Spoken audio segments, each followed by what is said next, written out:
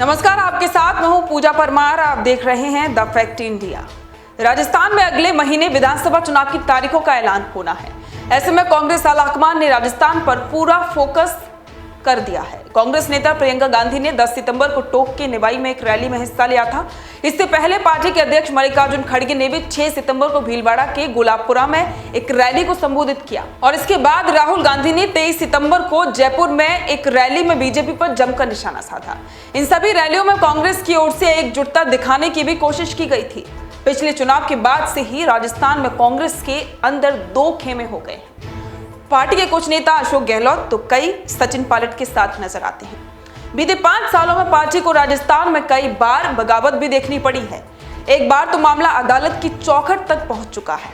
अब कांग्रेस के पास इस राजस्थान में बड़ी चुनौती सीएम अशोक गहलोत और सचिन पायलट को एकजुट करना है। राजस्थान के लिए कांग्रेस की स्क्रीनिंग कमेटी के अध्यक्ष गौरव गोगोई और एआईसीसी के महासचिव केसी वेणुगोपाल लगातार राज्य का दौरा करते रहे हैं। राजस्थान प्रभारी सुखजिंदर सिंह रंधावा लगातार यहां रणनीतियां तैयार कर रही हैं। इसका साफ उद्देश्य एकजुटता दिखाना है। प्रियंका गांधी ने निवाई में रैली को संबोधित करते हुए सचिन पायलट के समर्थकों को साधने की भी कोशिश की थी।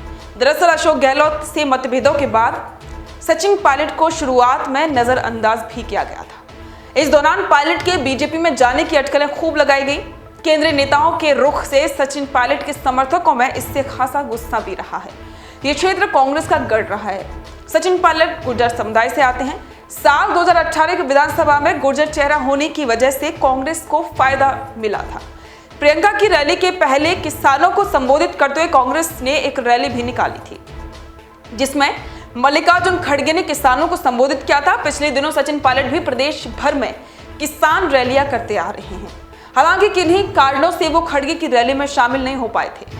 इसी रैली में मल्लिकार्जुन खड़गे ने कहा था कि साल 2020 में बगावत के दौरान कांग्रेस के प्रतिबद्ध सदस्यों ने सरकार को गिरने नहीं दिया था। कुछ लोगों को खड़गे का यह बयान सचिन पायलट पर कटाक्ष लगा।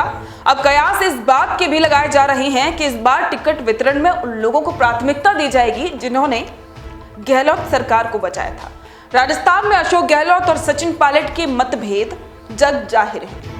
कांग्रेस पार्टी में ही रहते हुए सचिन पायलट ने गहलोत सरकार के खिलाफ भ्रष्टाचार विरोधी यात्रा भी निकाली थी और साथ ही सचिन पायलट ने कुछ हफ्तों में उनकी मांगें पूरी न होने पर सरकार को घेरने का खुला अल्टीमेटम दे दिया था। सचिन पायलट ने पूर्व मुख्यमंत्री वसुंधरा राजे के कार्यकाल में हुए घोटालों की जांच कराने, पेपर लीक मामले में बेरोजगारों को मुआवजा दिए जाने और आरपीएससी को भंग किए जाने की मांग की थी। उन्होंने इसके लिए 30 मई तक का समय दिया था। हालांकि दोनों नेताओं के लंबे समय से चले आ रहे विवाद को कांग्रेस आलाकमान चुनाव के दौरान मुद्दा नहीं बनने देना चाहता है और यही वजह थी कि कांग्रेस अध्यक्ष मल्लिकार्जुन खड़गे और पूर्व अध्यक्ष राहुल गांधी ने साल के शुरुआती महीनों में हुई मैराथन बैठक में सचिन पायलट को अशोक गहलोत से चर्चा की थी, जिसके बाद कांग्रेस महासचिव केसी वेणुगोपाल ने कहा कि 4 घंटे चली गहन मंत्रणा के बाद हमने ये तय किया है कि राजस्थान में एकजुट होकर संयुक्त रूप से विधानसभा का चुनाव लड़ेंगे और कांग्रेस को जीत दिलवाएंगे। अशोक गहलोत और सचिन पायलट दोनों ने मिलकर चुनाव लड़ने के प्रस्ताव पर सहमति जताई है। ये दोनों नेता साथ मिलकर चुनावी मैदान में जाएंगे।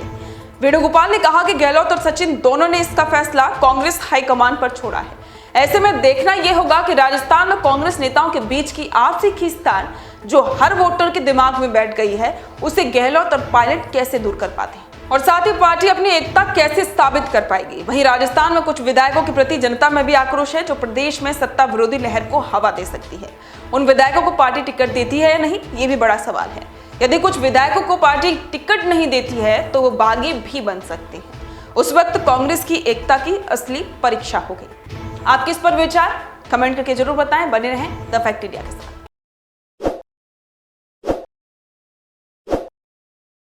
ताज़ा खबरों के लिए विजिट करें द फैक्ट इंडिया की वेबसाइट और डाउनलोड करें द फैक्ट इंडिया ऐप।